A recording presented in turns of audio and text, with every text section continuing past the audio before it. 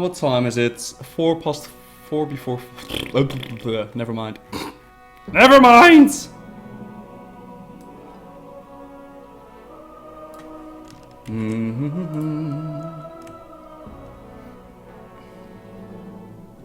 Yeah, I'm streaming, everybody. Hi.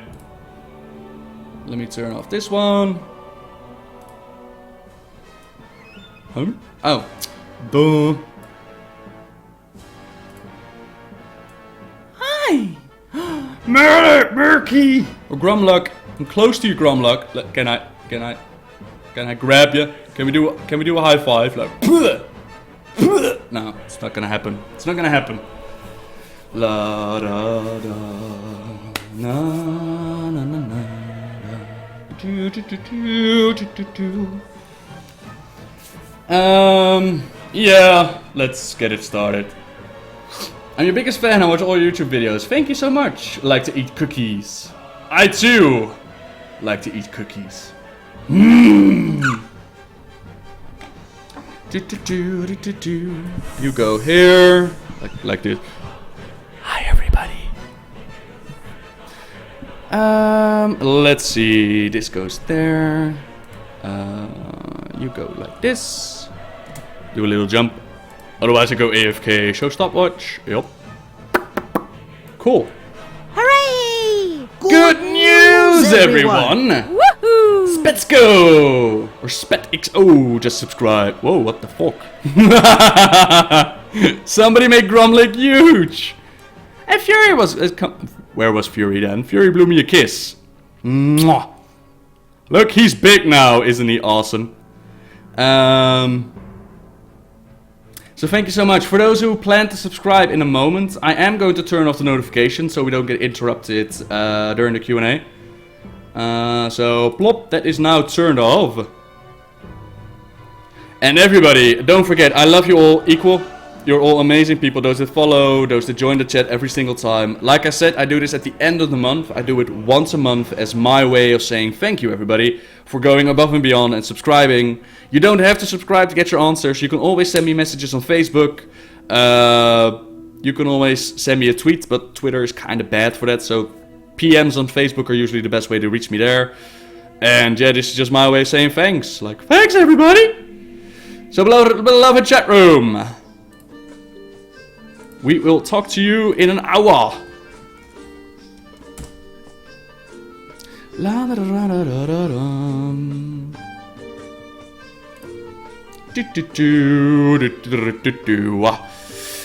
This room is now subscriber mode only.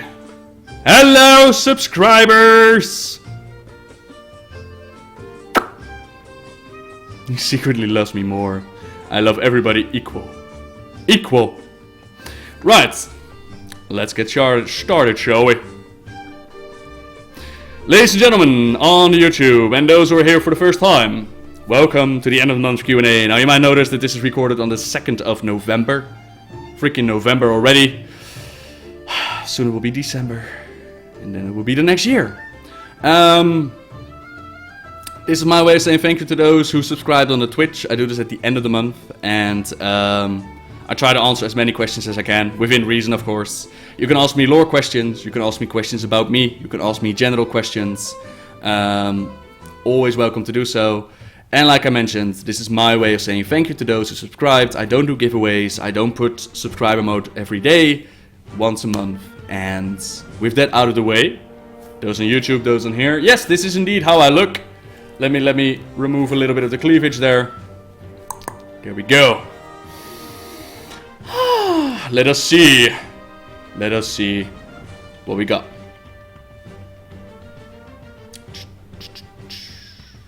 Hello, BGZ. Hello, Naoda. The Voodoo Hunter. Hello, everybody. Good luck at work, Vlakmaker. My favorite Alliance lore character.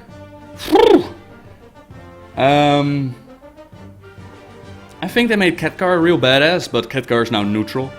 So he's not so much Alliance anymore. Yeah, most of the badass Alliance characters go neutral, which is a little bit sad. So, as much as I hate to say it, I think I'll go with Varian. As much as I hate him that they push him constantly into the story, I kind of like the dude. He was kind of the opposite of Thrall. He was a mini Garrosh up to Wrath of the Lich King.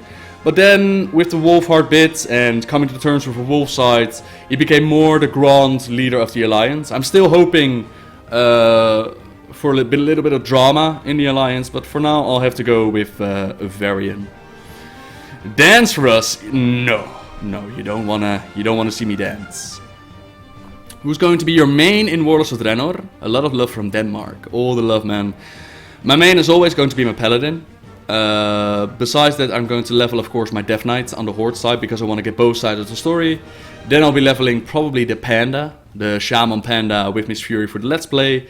And then we'll see if they add like a special quest line. Then I'll go with that one. That's similar to what I did with the Warlock in Mist of Pandaria. I freaking loved, sorry, apologies. I told myself not to curse. I freaking loved the Greenfire questline during Mist of Pandaria. Hopefully they'll do a similar thing with Warlords. And I'll be leveling up that one as well. Oh, my pleasure, Saventi. Murlocs have hair, or is that just the BlizzCon one? This is just the BlizzCon one. It's for Gromash, to make him look like Gromash.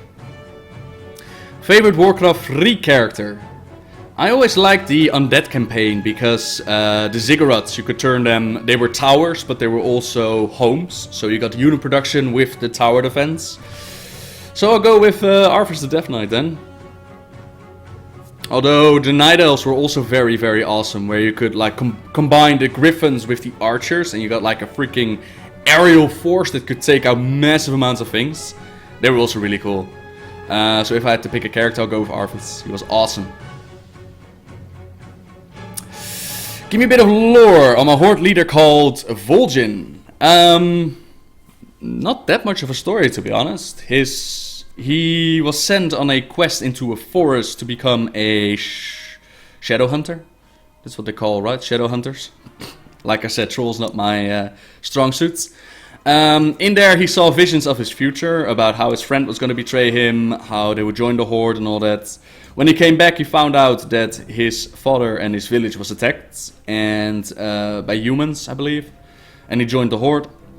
From there on out, he objected against Garrosh. He was like, Garrosh is a fool, I'm gonna shoot him with my arrows. Then Garrosh was like, haha, I'm gonna strike out first and I'm gonna have you assassinated. Then he recovered in the Shadowpen Monastery. He learned a little bit of the monk art. He defended the Shadowpen Monastery. He came back because Garrosh was not what the horde was about. The horde was family, and he was not gonna let Garrosh abuse his family like that. So he came back, led the rebellion, led the siege, became war chief, and now time will tell what's gonna happen with Vol'jin. A fun fact though is that during his book Shadows of the Horde, Bon Samedi, Loa of the Dead, he told Vol'jin that his victory earned was going to grind him into dust. I wonder if that's still a part of the story, if they'll remember that line. But yeah, we'll see. We shall see. How and why did Dalaran relocate to Northrend? With magic, actually. Dalaran was destroyed by Archimonde during Warcraft 3. Then the Nexus War began. And the attack against the Lich King. So they used their magic to rebuild Dalaran and they transported it to Northrend. Which WoW books are the best? Let's say the top 3. For me, and it's entirely personal, I've also talked about this in a Q&A. I think it was number 10. It's called Q&A something something, all about the novels, in which I talk about my experience with the novels. For me, I would say Thrall Lord of the Clans is one of the best books that you can read. It's beautiful, and it's one of the first times that a book made me go like, oh my god, that did not just happen. It was fantastic, and it gave me a new respect for the Hordes. Leading up to that storyline, you want to go with Rise of the Horde, you want to go with Tides of Darkness, Beyond the Dark Portal. No, sorry, Rise of the Horde, Last Guardian, Tides of Darkness, Beyond the Dark Portal, and that leads into Thrall Lord of the Clans. That entire series, freaking amazing. I really enjoyed War Crimes. It had some lore errors, it wasn't perfect, but I really liked how they wrapped up the storyline of Mr. Pandaria and the things that they did. So I really like that one. And then my third one, yeah, there are so many good books. I think I'll go with Tides of War. That was another moment that the book made me go like, no, why? No, it was really a tearjerker, especially with the bombing of Fedamore. So those I would recommend, yeah. What do you like the most about World of Warcraft? Obviously, the lore. In the past, what made me play, it kind of transformed over the years. It started out with the gameplay. As I got into the game, I was like, oh, this is fantastic, this is all new and shiny. So that got me playing. Then it was the people that I met, the social side of the game that kept me playing. But for me, over the years, those people, they came and went. You know, people stop playing, they go and do other things, as it should be. So at some point for me, it became the lore. And I really like the story, and I want to know how those characters evolve. Ziggurats were OP, hell yeah. I just realized there's nothing left for me to ask. We need some new lore so I can make questions and not speculation. Well, that's a good sign, Robbie. That's a good sign. What is my favorite future playable race? There are a ton of races that could be. Usually I go with dragons. I love dragons, man. I would like a dragon class. I would like a dragon race. I would like a dragon story. Dragons are the best in World of Warcraft. They're a part of the awesome lore. But if you're asking me like what could be a possibility for future races, looking at Warlords of Draenor, I would say ogres for the Horde and the Arakoa, either corrupted or uncorrupted for the Alliance. Is it gonna happen? I highly doubt it, but I would like to see that. Do you think the lottery is an institution to catch time travelers? We talked about this earlier, and of course it's a very deep and philosophical question. As the followers of Riseborn, Jesus Riseborn, I remember the comments on the last Q&A. You got the followers of Riseborn going on. I don't think so, because if you would time travel, you could get other methods of getting money. You could gamble, you could do the lottery, of course, but you could also predict the future, so you know exactly what's going to happen. You know how to get your money elsewhere, so not necessarily, no. Did you play WoW for a long time before you got into the lore? I've been playing since 2005, 2006, and I've only got into the story since finding your videos earlier this year. But now I'm obsessed. That's a good sign. Happy I could get you obsessed. I was never really into the lore up to Wrath of the Lich King. Before that time I read one book. It was called Day of the Dragon. And it was alright. I was like, oh, that's cool. There's a book about World of Warcraft. The story was alright, but it didn't really grab me. It wasn't until I saw the Wrathgate cinematic that I was like, oh, this is really cool. I wonder what the story behind it is. At the time, Pride was working together with Jesse Cox on the Lore for Noobs videos. So I watched a ton of those and got my lore on with those. Then I started looking up information on Wowpedia, and every article I started clicking and clicking and clicking until at some point I had like 60 tabs open with different characters and information, and I started putting the pieces of the puzzle together. Then I started buying the books and read all the novels and the comics and the forums and MMO Champion and Wowpedia, and all in all it just became a thing. And then during Mr. Pandaria, I was covering the beta for Mr. Pandaria, and I did one video which actually made my channel like where it is today. One video called Fedamore Destroyed. At the time we had no idea what was going to happen with Fedamore. We knew Jaina was going to get white hair. There were like a couple of pictures and there was a bunch of speculation. And I made a lore video about that, speculating on what might happen. And that video picked off for some reason. It was terrible if I look back at it now. I repeat myself like 3 times. But yeah, that's when I realized that people really enjoyed the lore, and I figured, well, I already made videos up to that point, solo guides, guild events, beta coverage, and I figured if people like lore, why not make videos about it? Let's share the story that I know. 1 or 2 years later, we're here today. Seeing as how Grum gets to see his son killed, I wonder what he would consider since Thrall gets to keep his dad. Just question funny thoughts. Yeah, but I don't know Grum realizes that Garros is his son. Oh, I actually should have told this at the start. I don't know what the chat room is gonna ask. If you don't want any spoilers for Warlords of Draenor, so far it's been spoiler free, but there might be spoilers asked in the chat room. I'm not going to stay away from the Warlords of Draenor questions. So if you absolutely don't want any spoilers, please turn off the video. Thank you for tuning in. Sorry, I should have said this at the start. There might be spoilers. But as far as I know, Garrosh doesn't know that... Grom doesn't know that Garrosh was his son. Same how Duratan doesn't know that Thrall is his son. So yeah. Big question for me and to you. Is there any lore about Draenei hunters and wood? From Snowman Olaf. Not so much. All the lore that we're gonna get about the Draenei hunters is in Warlords of Draenor itself. You'll be partying with the Rangari. You'll be learning about them. They are like the hunting stealth force of the Draenei. They're pretty damn cool, to be honest. But they're also pretty damn new, as far as I know. To my knowledge, up to this point, we didn't really know that the Draenei had Rangari. Could be wrong about that one, though. Hello, Saventi. Hey, Noble. What is your favorite Warcraft weapon? Much love from Denmark. Thank you, Saventi. It's hard to pick.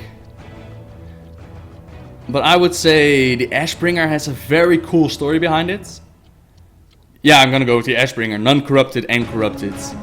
I wish the Ashbringer was still available in the game. I wish it really was available and I could get it. Your chat on screen isn't scrolling. Yeah, I know, Riseborn. I know. That's because I'm browsing through it, matey. I know. But yeah, Ashbringer. Absolutely.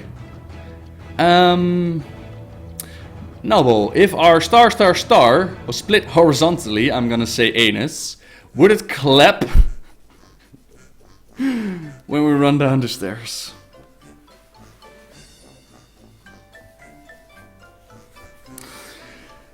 Moving on.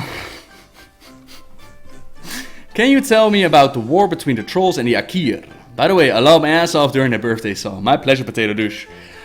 War between the trolls and the Akir? No, but I can look it up. War between troll and Akir. Like I mentioned, trolls and elves are my weak points. Are you sure that was between the trolls and the Akir? War between Akir and trolls. Oh, there we go. The war between the Akir and trolls was a conflict fought about 16,000 years ago. The trolls fought them for many thousands of years, but never succeeded in winning a true victory over the Akir. Eventually, due to the trolls' persistence, the Akir kingdom split in half as its citizens fled to separate colonies in the far northern and southern regions of the continent. And this is a reference from the Twin Empires. Oh, the in-game book! Okay. Cool. I'll post a link in the chat room that you can look it up. This is about all the lore that I know about it, sorry. Like I said, troll lore and high elf lore, that's my... that is my weak spot. Let's see. If Murlocs became sentient, what would they be like? Aren't they sentient? Just different? Like what they are today? Right? Hey Noble, what do you think about Sylvanas? Will her actions change after the betrayal of her sister in war crimes? What do you expect from her? Love from Kaylee, from California, I assume? California! Na, na, na. This is actually going to be part of the part 3 Sylvanas story video, but I think Blizzard kind of goofed and they wrote themselves in the corner. What they decided to do with Sylvanas after Wrath of the Lich King is they had to give her a reason to live, and her reason to live became to stay out of hell. Basically, she became an Arthas. Very simply put. That means that she's resurrecting herself, and as much as the fans would like to believe it, resurrecting, pulling people from the afterlife is not a good thing. Even Sylvanas herself, her whole storyline up to that point, was getting revenge from Arthas for what he did to her, and now she's doing the exact same thing to other people. So she has to be dealt with at some point. But how are they gonna do that? She has a gigantic fan base behind her, so pulling a Garrosh, putting a Siege of Undercity, not gonna happen. They'll get a shit ton of pissed off fans. Cure Sylvanas, turn her back into a high elf, Same storyline. People like her for the undead queen that she is. So they wouldn't like that. Then there was the Windrunner reunion. But they kind of destroyed that during War Crimes. Because during War Crimes there was the Windrunner reunion. She finally met up with Valyria. They made their plans. Was Valyria right? Vrisa. One of the two, whatever. They got their plans together. They tried to poison Gerars. They were all happy and she was feeling again, little moon, you know, it's all good and dandy. And then her sister Bam betrays her, doesn't go through with the plans, and Sylvanas loses it, fucking pissed off, understandably, and her sister is a B-word. So what can you do with her now? Is her older sister going to be able to drag her back? I don't see that happen anymore, because the younger sister messed that up. So where do you take Sylvanas? You know that she's a threat, you know that at some point, with what she's doing, she has to be dealt with. But how? And I have no answer for it, to be honest. I don't see it happen in World of Warcraft for the reasons I mentioned. I'll leave it up to Blizzard to see what they're gonna do.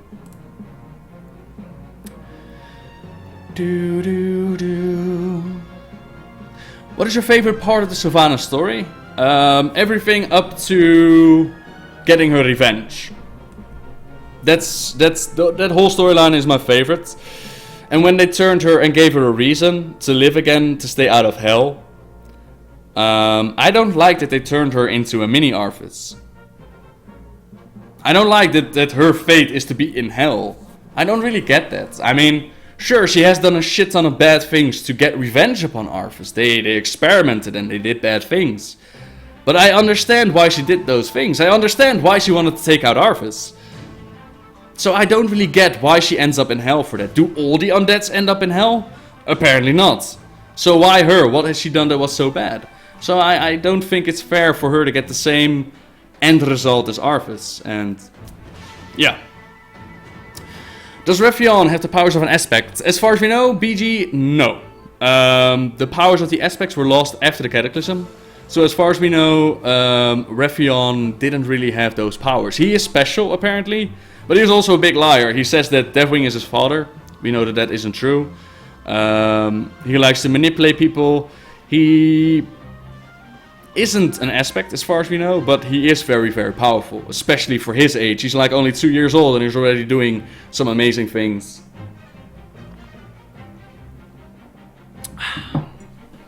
Do you think the Gul'dan might escape to our Azeroth at the end of Warlords and start causing havoc there? And in doing so, let us enjoy the company of characters like Euro and Durtz and some more, because they follow us to help us deal with Gul'dan, or do you think we'll stay on Draenor some more? From Denmark. Much love, man. Hard to say. There were data-mined conversations that suggested that Maraad was inviting Euro to come back to our reality. So is it technically possible? I would say so. Are they gonna go with it? I doubt it, to be honest. I don't see them dealing with those complications, because Thrall's storyline, especially with, like, my prediction is Durthan's gonna die, right? Because Thrall's storyline is so special because he's an orphan and he had a hard youth, and then it's all shit. So I see Durthan die somewhere around the end, and then they'll have to put somebody in charge of the remaining orc forces that are left with the Frostwolf clan. I was personally thinking Gnar perhaps, but you know, Gnar also dies. I think they're gonna stay behind on Draenor and lead those forces. Euro for the Alliance forces, while someone for the Orc forces, maybe Thrall himself, is like, you know what, this alternative reality is kind of cool. I'll just stay here and you guys deal with Azeroth. That's a possibility, but I think his parents are gonna die. Now your whole, is Gul'dan gonna reopen the Dark Portal and cause havoc here? Absolutely possible. They said that this expansion is going to flow into the next one, and we need to find some way to go back to Azeroth, right? So some way, somehow, the portal needs to reopen. Who better than Gul'dan or some Legion influence to do that? Time will tell. Hey Nubble, do you think Sylvanas will betray the Horde at some point and go her own ways? I don't think it will be anytime soon, since we just had our garage problem, but still she seems to be getting darker and darker in the ways of Rule and the Forsaken. So Terran, I hope you just got my answer to this question. I think she needs to be dealt with, but the way that Blizzard is going to do it is going to be very complicated. Will she betray the Horde? Sylvanas' motivation is one thing. staying alive, and she doesn't care what she has to do for it, as long as she stays out of hell. That means betraying the Horde, sure. Killing all the Alliance, sure. Sacrificing her Forsaken, sure. Becoming the Lich Queen, sure. Picking a Frostmourne, sure. Going outer space, sure. Getting into a relation with Wrathion, sure. She will do anything and everything to stay alive. That's her one motivation. So ask yourself, whenever you ask yourself the question like, what will Sylvanas do? Ask yourself, does it benefit her in a way of staying alive? If yes, then she will do it. If not, then she will try and avoid it. That's the way I see it. Yeah, I did know that one, Riseborn. Did you know that nobody's seen a Lyria or Turellian in years? ... Yet. Screw you, Blizzard! Stop playing with my feelings. Do Cresses have any children that are still alive? Nope, not as far as I know. And hello, Orlandia. Did Kairos actually kill Nosdormu's consort, or was that just a vision which didn't happen? Uncertain, Doomkin. Uncertain. It hasn't happened yet. We know that for sure. So it's very likely that it was a possible future thing. Oh look, there's another noble running around. So it's possible that it was one of the possibilities, similar to how Stormwind was burning and everybody was spiked, that it was one of those realities. Or perhaps he did kill her and we just haven't seen it yet. It's possible.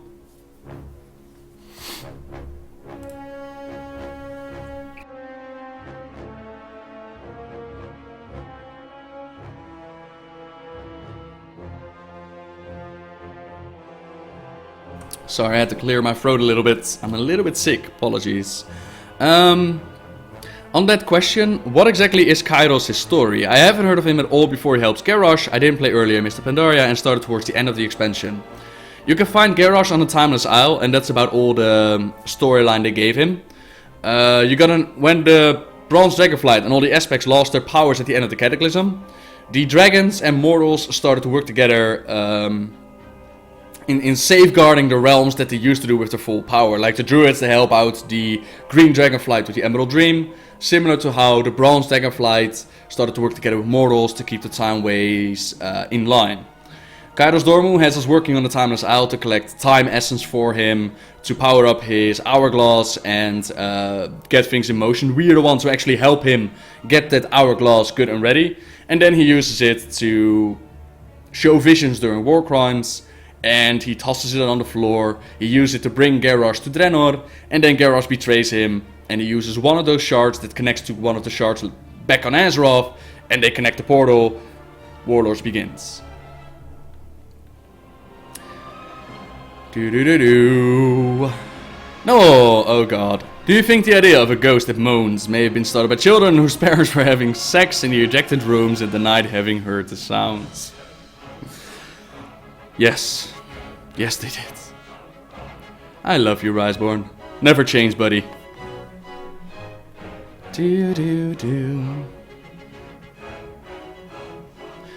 I missed 2 hours already. Of the stream, yes. Of the Q&A, not really. We're doing an hour Q&A, so we're right on time. My favorite Warlords of Draenor dungeon? Hard to say. On the one hand, I'm not really blown away by the dungeons, but on the other hand, they're also really good. I'm complicated. I'm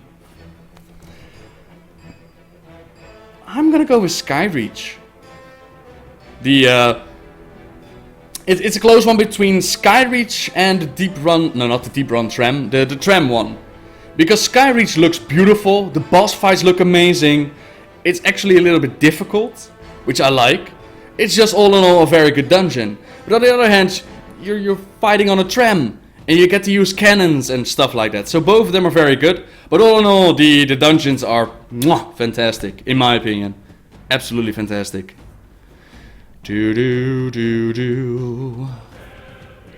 I'm planning to make WoW movies of some kind. And wondering if the WoW music is copyrighted and if I could use it in YouTube movies.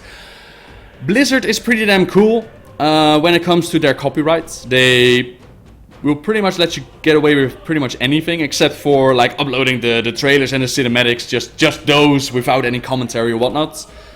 You're alright with the WoW music overall. And if you get a strike, just fight it. Yeah, overall you should be okay. Yeah.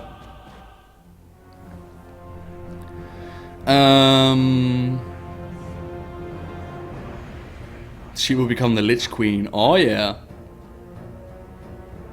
A way not to go to hell. I agreed it was a lame story element. Yeah. Yeah.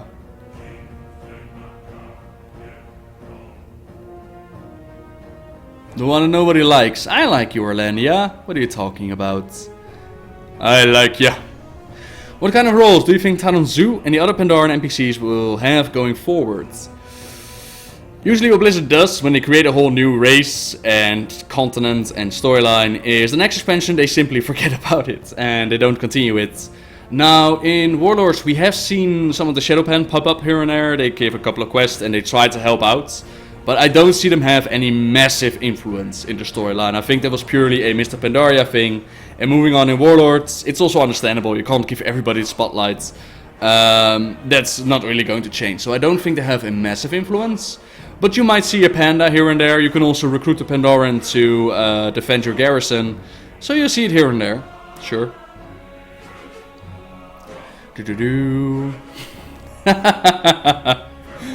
Hey Noble, when do you think you're going to stop living alone and start tapping some star?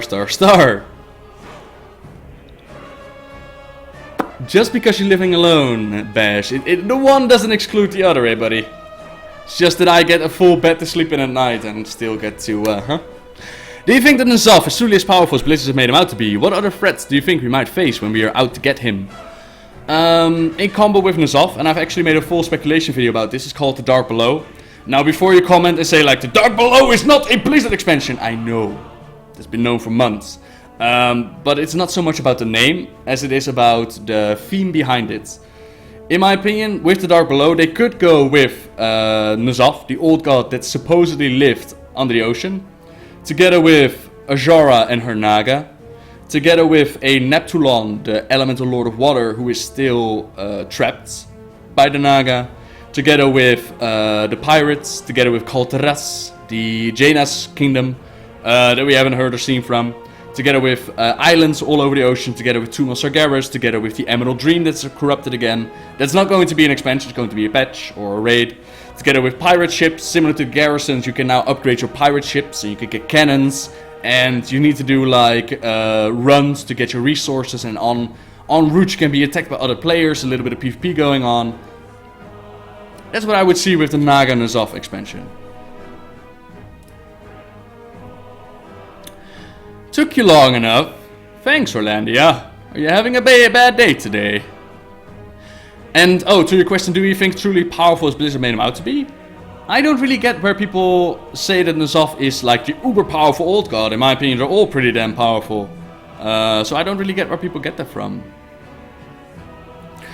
Hey, still on the subject of Sylvanas. Do you think she could kill Bolvar and we get some sort of Northrend or Scourge expansion? Yes, let's swing. Again, ask yourself, would it help Sylvanas survive? Could she be in a situation where becoming the Lich Queen and taking over would help her survive? Then she will do it. Absolutely. Absolutely. What is the story behind the Raven Lord? More love from Denmark. Anzu was one of the gods of the Arakoa. Then there was this other god called Sephe, who was like an evil god. They fought and Seph's blood was like spread out. And then the asshole Arakoa started dropping the other Arakoa, including their king, into the blood of Sephe. This corrupted them into the corrupted Arakoa, who still worshipped Anzu. That's from the top of my head, but I still need to do research on it. Any lore about dwarf warlocks and whatnot? Not so much about warlocks, to be honest. I do know about one witch, the the queen of the Dark Island Dwarfs.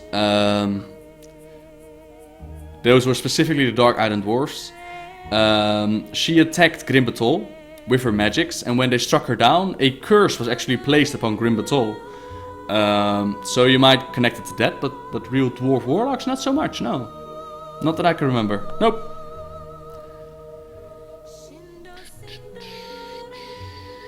Why is the Maelstrom the portal to Deepholm? Is it just mechanic or is there a reason?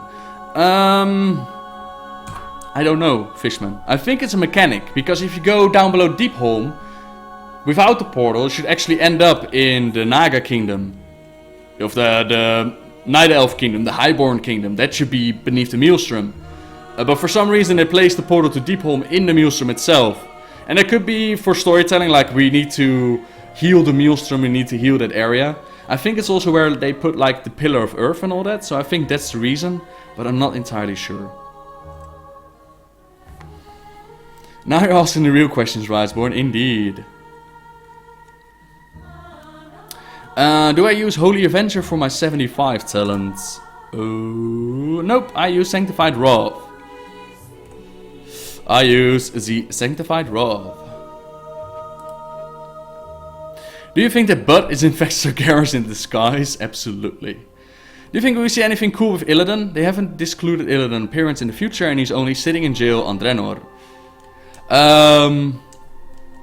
Correct. Alternative Illidan is sitting in jail. But will we see him? I don't think so. Because alternative reality is not really connected to this Draenor bit. So I don't think we will see him. Will we see our Illidan? Possibly at some point, but that's entirely up to Blizzard. That's entirely up to Blizzard when and how they'll introduce him again. And good morning, afternoon, Ollie Dragonites. Ollie Dragonites! And for me it's evening right now. It's a good evening. What did you do in your free time as a child? For example, I sailed. Even more love from Denmark. All the love, man. I was the kid who was always teased because he was fat. I was the kid who always had his nose in books. I actually found some old report cards when I moved and it always said like, Noble has read all the books and he's really good at reading and blah blah blah. So I was always with my nose in books and didn't have that many friends. I played video games, we had like the old NES system. So I played video games. Not that many friends. That happened when I hit high school. I met some really good people there and had the freaking time of my life. But that's about it. Reading, playing games. Yeah, that was me. Do we know who the final boss in Warlords of Draenor is? Yes, Vermilion. The final boss. Again, I've mentioned this before. Spoiler alerts. Spoiler, I'm not going to exclude anything. They said that the final boss is going to be Gromash Hellscream.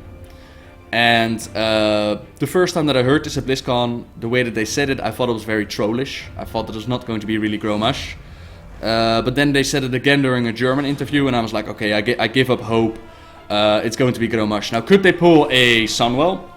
Like during Burning Crusade, what they did with Illidan is we had Illidan as the end boss, and then later on they added the whole Sunwell with Kill Jaden, Demon Influence, that they could do. With Archimon, for example. But for now, I'm just going to say it's Gromash, and then we'll, you know, if it's not great, if it is, fine, I'm prepared.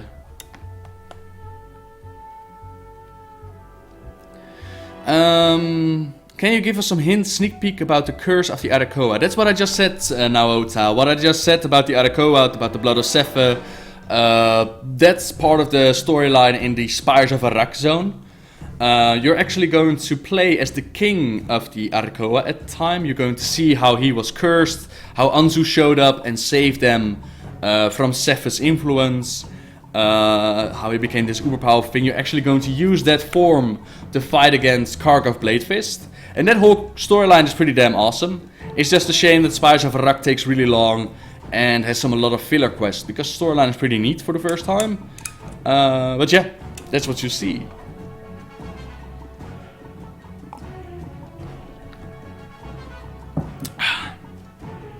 I'm getting a dry throat, sorry everybody. Did you test turning your guards into Death Knights? No, I did not. 2 seconds.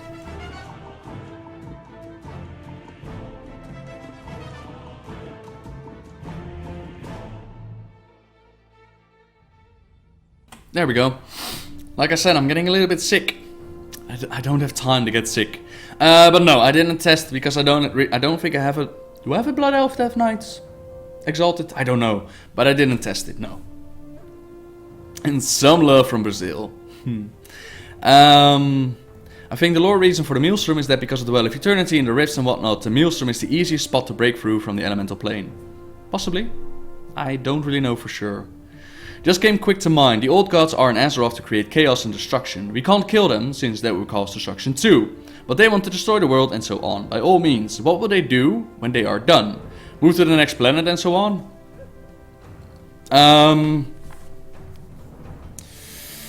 Old gods are not so much about destruction as they are about chaos. I'd imagine that if the old gods ever break out, that they will go back to what they were doing before the Titans arrived, which was fight each other, enslave the elements, and create a primordial Azeroth where everything is just freaking chaotic, and they feed on that chaos. That's what old gods thrive for. They don't necessarily do it for the destruction. Like, don't get me wrong, they want to kill us, but mainly because we are the children of the Titans, and we stand in their way of breaking out. That's why they want to kill us. They don't necessarily want to blow up the planet.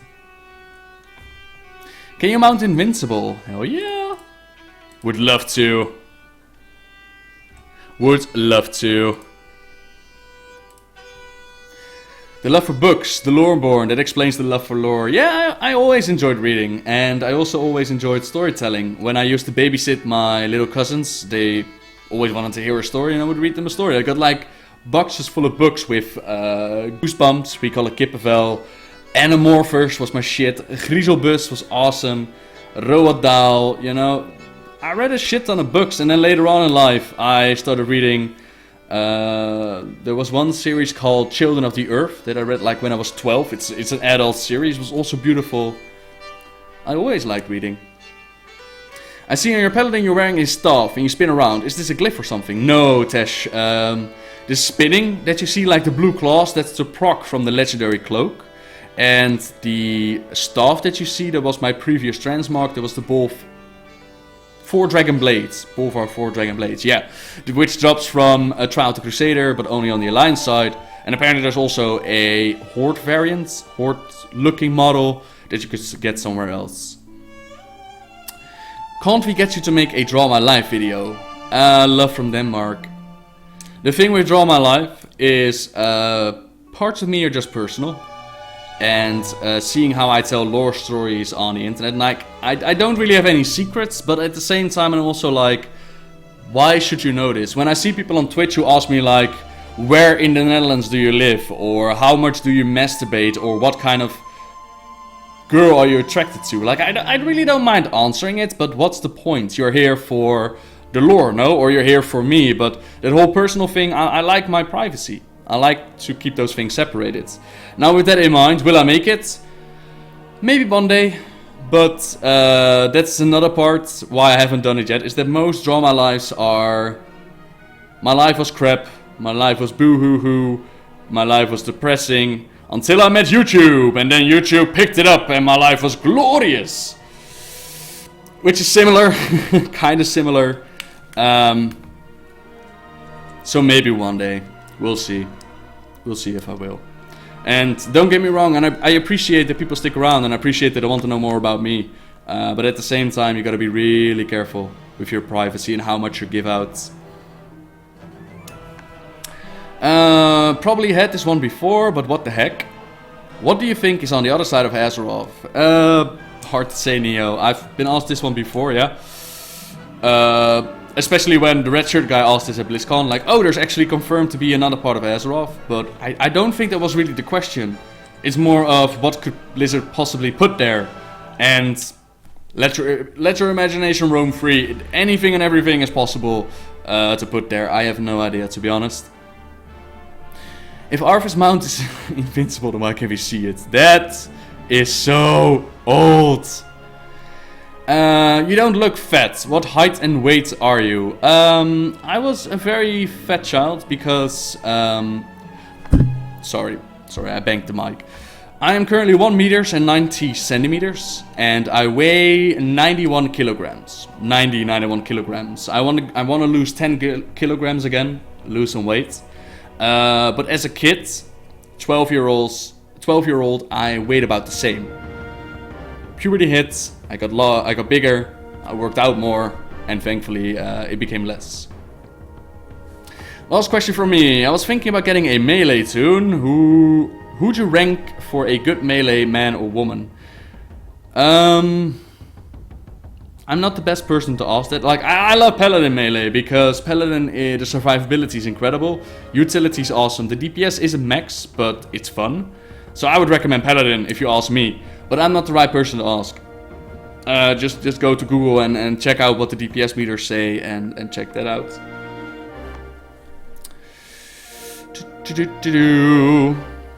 I know, well, what happened if a Naru absorbs evil souls? Will it become more corrupted or will a Naru cleanse it? Don't think that's how it works. Naru just pretty much absorbs their essence. I don't think it matters if they're good or bad. I'm not much of a reader, but I love reading the WoW novels. Just finished War Crimes a couple of days ago. Excellent. What books would you suggest to bide my time until the next WoW novel? If you haven't read them yet and you still need to, get Rise of the Horde, which leads into Tides of Darkness. No, sorry. Which leads into The Last Guardian, Tides of Darkness, Beyond the Dark Portal, and Thrall, Lord of the Clans. Get those books and you'll be all set and ready for Warlords of Draenor. Actually, Rise of the Horde should be enough for Warlords of Draenor, but if you read the entire series, it's freaking amazing. So those I would recommend. What happened to the old playlist? I'm running out of words. It's still there, just playing a different song at the moment. What's your favorite battle pet, or just pet to have by your side? Don't really have one, to be honest. Although Merkelot is pretty damn awesome. Oh damn, Yusha, that's awesome, man. How much do you masturbate? I actually made a highlight for you, Avikak. If you go to my profile, to the highlights, you can see how much I fap. Now that you put it that way, yeah, most of the drama life is actually like that. I know, right? Do you think we could end up fighting the Titans someday? Anything's possible, but I personally hope not. There are like 3 pillars in the lore. You got Sargeras and the Burning Legion. You got the Old Gods, and then you got the Titans. If you trace back any lore story in World of Warcraft, trace back any to the origin, you'll end up at one of those 3 sources. And I hope that Blizzard will keep those in the dark. Then there's the question like, what's up with the Titans? For anyone who's watching and you're going to BlizzCon, I'll make a separate video out of this. If you got a chance to ask a question at the Q&A, please ask what's up with the Titans. What did Wrathion mean with we have fallen and we must rebuild the final Titan? I'm curious and I still don't have an answer. But could we end up fighting the Titans someday? Absolutely, anything's possible. What's your favorite WoW soundtrack and your favorite zone? Favorite WoW soundtrack is the one that plays with Arthas like la la la la la la la. That one. Or Lemon of the Highborn, those are amazing. Favorite zones? So many good zones. So many. But I think Warlords of Draenor are gonna knock all of them out of the water. And each of them brings something. So I'm gonna go Shadowmoon Valley in Warlords of Draenor. It's beautiful. It's beautiful. What's the story of the Ashbringer? How did it get corrupted? Now I don't have any more words. More love from Denmark. Real short version, because the video of the Ashbringer is gonna come. Once upon a time, a stone brought from Draenor. We don't know if the stone was a Naru. It's highly likely, but we don't know for sure. But some sort of crystal was found by the Alliance forces after they kicked the crap out of the Horde at Blackrock Mountain. The person who picked it up, Mograine, he got his hand corrupted because the stone was corrupted. But he picked it up and he figured that it was going to be something powerful and they might need it someday. One day he took it with them as the scourge was rising all across Lordaeron. He took it with them to his brothers and sisters. You can actually see this event in South Shore, in the Caverns of Time with the South Shore bit. They tried to destroy the crystal with the holy light, but instead of being destroyed, it actually absorbed the holy light. So they cast some more spells at it and they're like, holy shit, it's turned holy right now. They then took the crystal, Magni Bronzebeard turned it into a weapon, they butchered the scourge with it, and all things were good. Until Mograine's oldest son was corrupted by a dreadlord. I'm gonna say Balnazar, but I'm not entirely sure. He corrupted his son. His son led him into a trap, and there he betrayed his father, stabbed him in the back, and that action corrupted the Ashbringer. After that, he was turned into a Death Knight. The father was turned into a Death Knight. In Old Naxxramas, he was one of the 4 horsemen. His youngest son heard that his father might still be alive or still captive in Naxxramas. He traveled to Naxxramas. This is never into the game.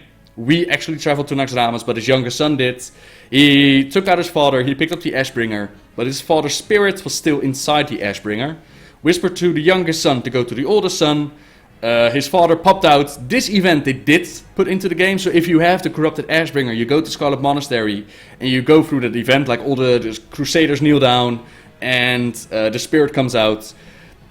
The father struck down the oldest son, goes back into the blade. Then the youngest son goes back to Light Hope Chapel. They see like the massive amount of Scourge attacking. He manages to recruit Tyrion Fordring out of exile back into the Argent Dawn at the time. Doesn't matter. Youngest son stabs himself with the Ashbringer, mighty sacrifice. Light breaks down from the heavens. Scourge army is decimated. But Kel'Thuzad did still get the youngest son, converted him to a Death Knight. And that's the Death Knight you see at the Death Knight starting area, who tosses like the blade to Tyrion. He's like, Tyrion! And Tyrion picks it up. Blade is uncorrupted again. Bam! Smacks the Lich King with it. I said I was going to do the short story, but that's pretty much the story of the Ashbringer. More Azeroth. Absolutely, Robbie. No, when you donate blood to someone, does that mean you help power their boner? Hell yeah. But Riseborn, you're so sexy you help power everybody's boner, matey. Didn't you notice? Didn't you realize this? Do you think we had forgotten?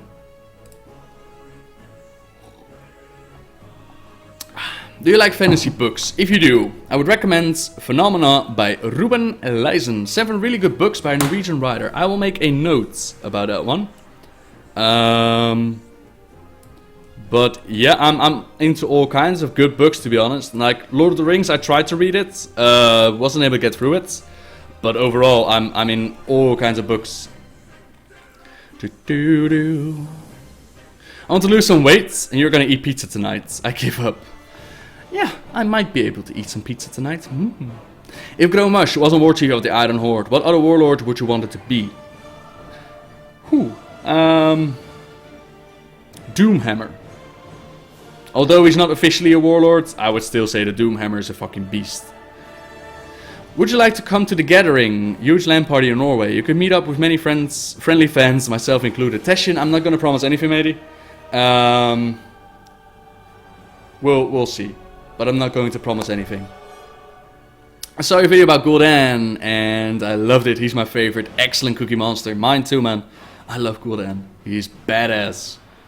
No, there was a quest in the beta. Or do you think Blizzard will add a side quest for Khadgar where they will explain how he got a Tish and how he got so powerful? There was actually somebody who mentioned that Lorology on the Twitter. Lorology, he's like the lore fact checker for WoW lore. If you don't follow him on the Twitter yet, you should absolutely check him out. Sean Copeland, aka Lorology. And apparently he was never consulted about a Tish or how Khadgar got it. So it's very possible that we'll never get an explanation. I certainly hope so. If anybody's going to BlizzCon and you can ask a second question, please ask what the hell's up with Tish and Khadgar and if they could dedicate a short story for it.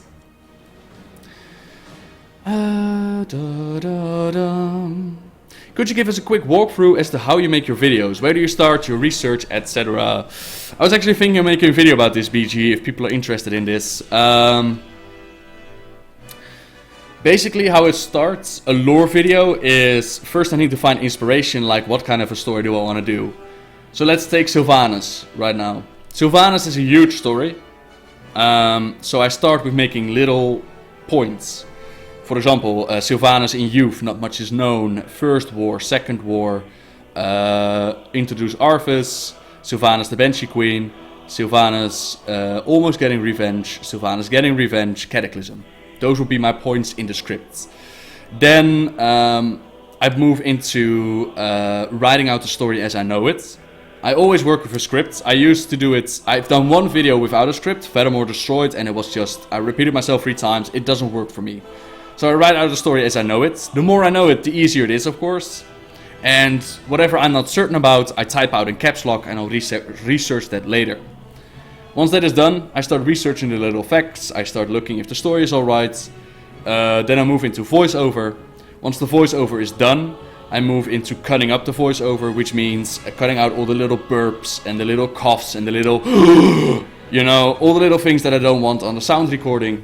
Cut all of that out. delete all the little spaces in between, put it all together, and that's, in my opinion, the most boring job of all, cutting up the soundtrack. I hate that. Once that is done, I start taking notes on what kind of background I want. So I go into the game, I record the backgrounds, and if there's any audio that I want to put in the video, I line it up with the background. So that's one layer of background with the audio bits in between. I make sure that my voice sounds proper, and that's the basic. And then what's left to do is find the pictures, find video material. If there is none, I will have to make it myself. So that means WoW model viewer, put it all in there, do the final touches, you know, like color corrector, sharpener, render it all. And that's how you make a video. What race do you think would win in an all-out engineer fight? Goblins or Gnomes? Engineer fight, I'm gonna give it to the Gnomes, but I think both of them would pretty much blow themselves up, to be honest. More weapon questions. What's the story of Gorhal? Not so much a story behind Gorhal. It shrieks in battle. That's where the name comes from. Like if you shriek it around, it goes like woo, woo, woo, and then, you know, people are like, oh my god, it's talking to me. There's no real story behind it, to be honest. What's the story of Anastarian Sunstrider? Leader of the High Elves? His ancestors or he himself? Let me look it up. I think it was his ancestors, but it could also be he himself. Yeah, Daframar, that was the one. Back in the War of the Ancients, a couple of the Highborn, they actually stepped away from Queen Azara. They helped, not Sylvanas, they helped Tyrande escape the castle because she was kidnapped. That was Daframar Sunstrider, and they actually joined the rebellion around the end of the war. Those High Elves, those Highborn, couldn't stop using their magic, even though magic was made punishable by death. But the Night Elves also couldn't, you know, kill so many of their people or exile them and whatnot. Or no, execute that many of their people. So instead of killing them, the High Elves, they picked one of the Highborn, picked one of the vials from the Well of Eternity that Illidan made. They took it with them, they said so long suckers, and they moved away. They formed the High Elf Kingdom of Quel'Thalas. They made their mini Well of Eternity called the Sunwell. And apparently Daframar Sunstrider died, and his descendant Anastarian Sunstrider, he became the king, and he died at the hands of Arthas. But where was it forged? I have no idea, man. I'm assuming Gorhal? I have no idea.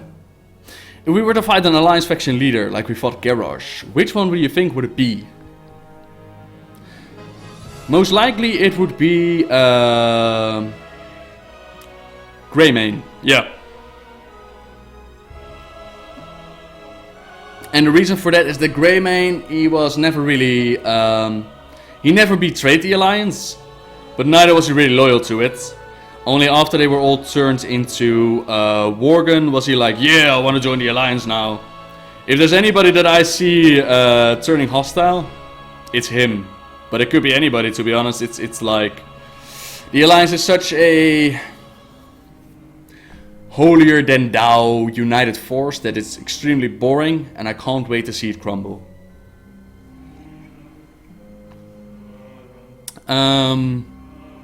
Riceborn asks, so do you have a huge backlog of Warcraft 3 footage? Do you start up Warcraft 3 for videos, or do you just take them off the YouTube videos? I've got the entire story of Warcraft, all the campaigns, I've got those recorded and stored on an external hard drive. The certain things that are no longer available for recording, like UBRS for example, I made sure to get UBRS on recording. That also goes on that save file, so that way I always have it on backup. I don't thankfully have to go every time into Warcraft 3 and get those recordings. I just simply wouldn't have the time to make the videos in time. Do you think Broxigar's X should be legendary? Yeah, could be. But then again, Fura has it in our hands, so it's not really available. Any lore behind Foradal, the Star's Fury, the legendary bow? Let me look it up. And why do I love the new Jaina? Did they ruin her? Yes. You can think that they ruined Jaina. I don't think they did. I think she is the most sane and logical character that there is. But to each his own opinion. Like her or hate her, at least you know who she is now. At least she's no longer the crying little girl in ICC and the crying little girl at Thrall's wedding. She has made his mark on history. Good or bad, the mark is there and people know who she is. The lore behind Vol'jin the Star Fury. Mechanically, the bow is wielded by the Ranger General Silvermoon Haldren Brightwing. Oh, okay. So the lore behind it is we don't actually have him. It's actually in the commander of the Blood Elf forces. Cool. So was this Sylvanas bow then? No, right?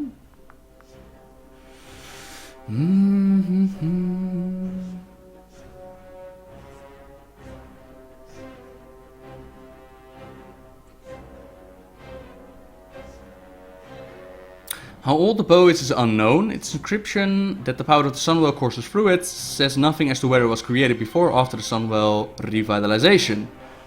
For the doll centerpiece, we don't really know the lore. Yeah, I can just link you to our Wikipedia page because that's all I know, to be honest. But lore-wise, we don't even possess it. So there you go.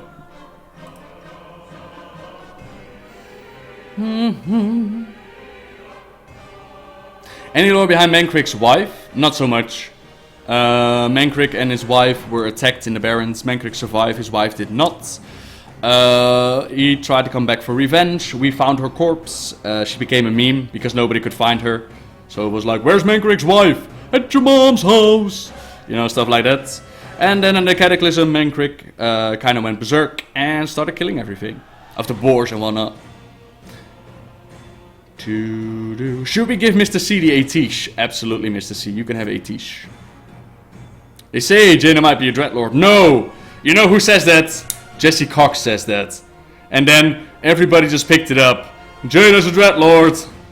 God damn it, Jesse. Love you, Jesse. Good evening, Heavybeards. When is the final boss thingy? In about 4 hours from now. It's 10 PM my time. And I'm going to take the final question right now, everybody. Who is your second favorite aspect? Ysera is your favorite, right? Yeah, with the Nightmare powers, pretty damn cool. I think I'll go with Deathwing. He was pretty damn cool. Let's do a lightning round if we can. Do people have like... I've got like 2 minutes. Do we have a lightning round? Like, massive amount of questions. Do you think the Blackhand forged his mace with the Doomhammer? Will there be a secret Draenei encounter Blackrock Foundry? Very possible, Mr. Baldwick. I actually made a video about that. I wonder if... I've made a video about the comic. I wonder if we'll get more information about that. And especially his armor as well. How did he make the lava armor? Ysera is definitely Noble's favorite. But we'll see. We'll see what his secrets are. Naughty secrets. Are there any more questions, ladies and gentlemen? Or are we gonna end this Q&A? It's always nice. Like in an hour time, we always finish up things. That's cool. Who is WoW's biggest MILF? All the mothers die, it seems. But biggest MILF? That would be Alexstrasza, no? She's like a gigantic dragon. Is there encounter with Gul'dan? Gul'dan is part of the legendary questline Teshin. I've done the part 1 on the YouTube if you want to check it out. But he's part of the legendary questline, which means that he will be a part of the entire story arc until we reach the end of the legendary questline. Why are orcs green? Because they're jealous! And with that, from Iho,